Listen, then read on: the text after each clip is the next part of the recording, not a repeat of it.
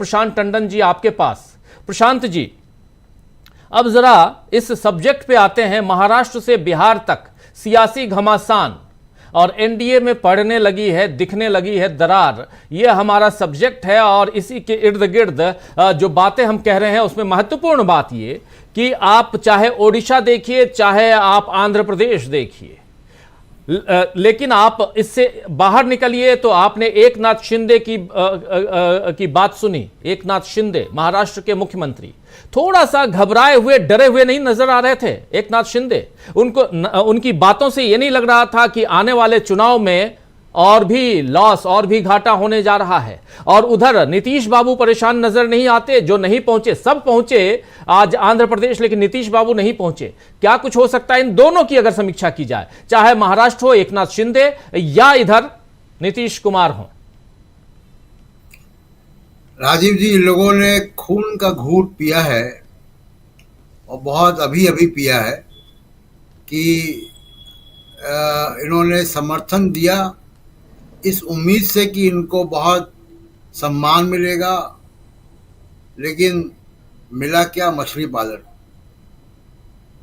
तो अब इस मछली पालन को कितने समय तक बर्दाश्त कर पाएंगे, कब तक अपने मतदाताओं को समझा पाएंगे, ये बड़ा आवश्यक है। दूसरी बात देखिए, जो दोनों के लिए महत्वपूर्ण है और विपक्ष के लिए बड़ा एक महत्वपूर्ण है। परसों मैंने कहा था राजीव जी कि नरेंद्र मोदी ने ये दिखा दिया कि हम सरकार तो ऐसे ही चलाएंगे। जनमत को उन्होंने ठेंगे से लिया जी, और ये कहा कि जी सरकार ने, जनता ने हमारी सरकार को रिजेक्ट किया है, हम अब बीजेपी की बात ही नहीं करेंगे, एनडीए की बात करेंगे, लेकिन बीजेपी के सारे मंत्री उन्हीं विभागों के साथ हम लेकर सामने आएंगे। जिसको जनता ने नकारा, बहुमत से नीचे उतारा। अब आप देखिए कि सरकार की तरफ से जो पहला नीतिगत बयान आता है वो कानून मंत्री अर्जुन मेघवाल का आता है। वो नीतिगत बयान क्या है? वो कह रहे हैं कि हम यूनिफॉर्म सिविल कोड हमारे एजेंडा पर है। इस नई सरकार में नीतिगत पहला बयान अर्जुन मेघवाल कानून मंत्री का आ गया कि यूनिफॉर्म सिविल कोड हमारे एजेंडा पे है, उसमें कोई तब्दीली नहीं है जी। अब मुसलमानों को आरक्षण देने वाले जो शपथ ले रहे हैं अभी, उसका वादा करने वाले चंद्रबाबू नायडू, जो एक आलिशान हज हाउस वहां बनाने जा रहे हैं, उनको तय करना है कि अर्जुन मेघवाल के इस बयान को वो संसद में मेज थपथपा के स्वागत करेंगे जब पार्लियामेंट बैठेगी, कि समर्थन जारी रखेंगे कि समर्थन वापस लेंगे। ये सवाल अब उनके सामने है, ये सवाल नीतीश कुमार के सामने है जो इफ्तार पार्टियां करते हैं कि यूनिफॉर्म सिविल कोड पे अगर कानून मंत्री ये कह रहा है जिस सरकार में वो शामिल हैं, वो क्यों शामिल हैं? क्या उनकी सहमति नहीं है? क्या कोई भी व्यक्ति उसकी असहमति मान सकता है? ये कैबिनेट कलेक्टिव डिसीजन मेकिंग होती है कैबिनेट में जी। तो इसलिए इन दोनों को अब ये तय करना है कि बीजेपी ने या मोदी सरकार ने एक इशारा दे दिया है, मंत्रियों को जारी रख के वही मंत्रियों को, उन्हीं मंत्रियों को बिग फोर बिना पोर्टफोलियो चेंज किए, और अब पहला नीतिगत बयान कि हम यूनिफॉर्म सिविल कोड को जारी रखेंगे, हमारे एजेंडा में है। नौकरियों का वादा नहीं किया उन्होंने, सरकार की तरफ से नौकरियां जनरेट होंगी, नहीं वादा किया गया। 30 लाख वैकेंसियां हैं, नहीं वादा किया गया। जातिवार जाति जनगणना कराएंगे, नहीं वादा किया गया। तमाम सारी ऐसी बातों पर कोई वादे नहीं किए गए, कोई नीतिगत बयान नहीं आया जी। तो अब इनको तय करना, दूसरा विपक्ष को तय करना है कि विपक्ष क्या इनके समर्थन वापसी का इंतजार करे या बिहार और आंध्र प्रदेश में इनके खिलाफ इनको बीजेपी का ही एक पार्टनर मानते हुए राजनीति शुरू कर दे। ये विपक्ष को तय करना है, इंडिया गठबंधन को तय करना है। और इस तरीके की बयानबाजी देखिए बहुत समय तक होगी तो ये लोग भी राजनेता हैं। जी।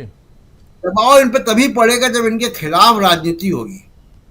और मुझे लग रहा है कि एक सप्ताह के भीतर अगर बीजेपी ने 2 संदेश दे दिए हैं तो ये इन लोगों के लिए काफ़ी है कि वो इसके बारे में सोचें, अपने जन समर्थन के बारे में सोचें, जिन वादों पे चुनकर आए उसको सोचें, सरकार के समर्थन के बारे में सोचें।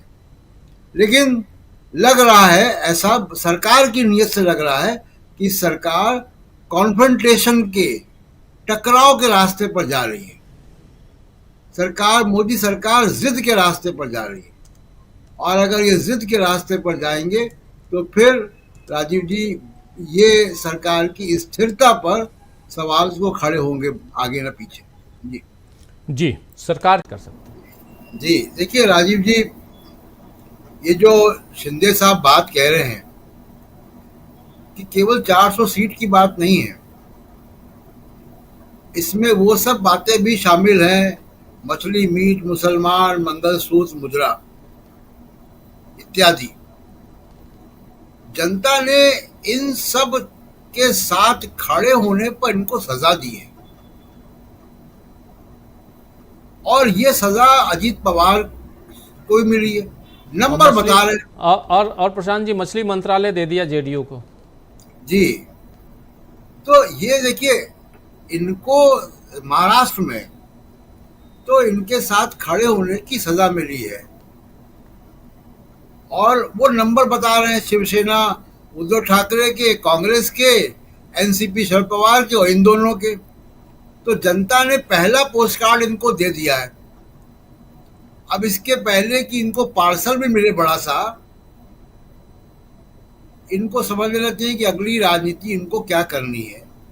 और अगर थोड़ा सा इनको वक्त मिले तो देख लें कि भाई BJD, YSR, Congress, BRS, BSP, Shiv Sena, Shinde, NCP, Ajit Pawar, इनका क्या हश्र हुआ। वो जो लोग, वो पार्टियां जो कि बीजेपी को पर्दे के पीछे से संसद में मदद कर रही थी, उनका क्या हुआ। और ये संदेश नीतीश कुमार के लिए भी है, ये संदेश चंद्रबाबू नायडू के लिए भी है। और महाराष्ट्र की बात राजीव जी जहां तक है, अभी बीएमसी के चुनाव होने हैं। उस बीएमसी के चुनाव में, और इसी साल महाराष्ट्र, झारखंड और 3 चुनाव हैं यहाँ पे इस साल। तो इन चुनावों में अगर बीजेपी को इनके पार्टनर से हार मिलती है तो बीजेपी के लिए बड़ा एक संदेश जाएगा कि अनटचेबल पार्टी है, इनके साथ जो हाथ मिलाता है वो चुनाव हार जाता है। और स्पष्ट तौर पे जो मैंने पहले कहा था कि अगर अर्जुन राम मेघवाल ने ये बयान दिया ही है, मीडिया में आ चुका, उनकी बाइट है, तो इसका खामियाजा चंद्रबाबू नायडू को, नीतीश कुमार दोनों को मिलेगा, शिंदे को भी मिलेगा वहां पे महाराष्ट्र में, और इसी बीएमसी के चुनाव में मिलेगा। बशर्ते कि विपक्ष इनकी तरफ इस निगाह से न देखे कब पलटेंगे, इनके खिलाफ राजनीति शुरू करें। भाई आप अगर मान लीजिए कि मैंने अपराध नहीं किया है कोई, लेकिन मैं एक अपराधी की गवाही दे रहा हूं, तो मुझे समाज कैसे देखेगा? उस अपराधी के बराबर ही निगाह से मुझे देखेगा। तो आपने एक नफरत की राजनीति करने वाले पार्टी के साथ, आरएसएस के साथ आप खड़े हुए हैं। संसद में आप उनकी जो है पार्टी का साथ देंगे, उनके साथ आप शपथ ग्रहण कर रहे हैं, तो इसकी सजा देखिए जनता तो देगी। और जनता ने एक संदेश तो दे ही दिया है इसी चुनाव में, और बहुत दिन नहीं हुए। एक दूसरी बात, जो गुलदस्ते की बात हमारे साथियों ने की, उस गुलदस्ते को जरा ध्यान से देखिए। जो गुलदस्ता आदान प्रदान हो रहा है, ये है बीजेपी का गुलदस्ता, जिसमें एक ही तरह के फूल है। अनोखा गुलदस्ता ढूंढ के लाए। गुलदस्ते में तो कई रंग के फूल होते हैं, तो ये बीजेपी का गुलदस्ता है जिसमें सिर्फ एक ही रंग के फूल होते हैं। और तो इसलिए मैं कह रहा हूँ कि देखिए राजनीति जो है वो अब लोकसभा के इलेक्शन ने एक तय कर दिया है कि राजनीति देश में ऐसे होगी, और इसी साल चुनाव है और हर चुनाव में बीजेपी को एक बोर्ड एग्जाम देना है। जी। एक आखिरी बात मैं जरा डीबी लाइव के 7.5 मिलियन पे कह दूं कि देखिए ये भी एक संकेत है, ये भी एक चुनाव का नतीजा है कि जिस मीडिया ने नफरत चलाई 10 साल, वो बीजेपी को बहुमत नहीं दिला सका। ये ताकत है उस मीडिया की जो निष्पक्ष है, जो बेबाकी से सवाल पूछता है सरकार सत्ता से, और जनता ने उसको पसंद किया है। 11 करोड़ लोगों ने अगर देखा है तो ये उसकी गवाही है कि मीडिया या समाज किस तरीके की चीज़ों को देखना चाहता है। वो चाटुकारिता, वो सरकार के साथ ऐसे सवाल कि आप सोते क्यों नहीं हैं, थकते क्यों नहीं हैं, आम कैसे खाते हैं, इस तरीके के सवाल मीडिया से नहीं सुनना चाहते जनता। इसलिए ये वैकल्पिक मीडिया जिसको कहा जाता है वो वैकल्पिक नहीं है, अब वो मुख्य धारा का मीडिया है, क्योंकि विमर्श को प्रभावित वो मीडिया कर रहा है। चुनाव के नतीजे इस बात को दिखा रहे हैं। राजीव जी, इस पे चर्चा भी खूब हो रही है, लोग इस पे गहन चिंतन अध्ययन कर रहे हैं कि आखिर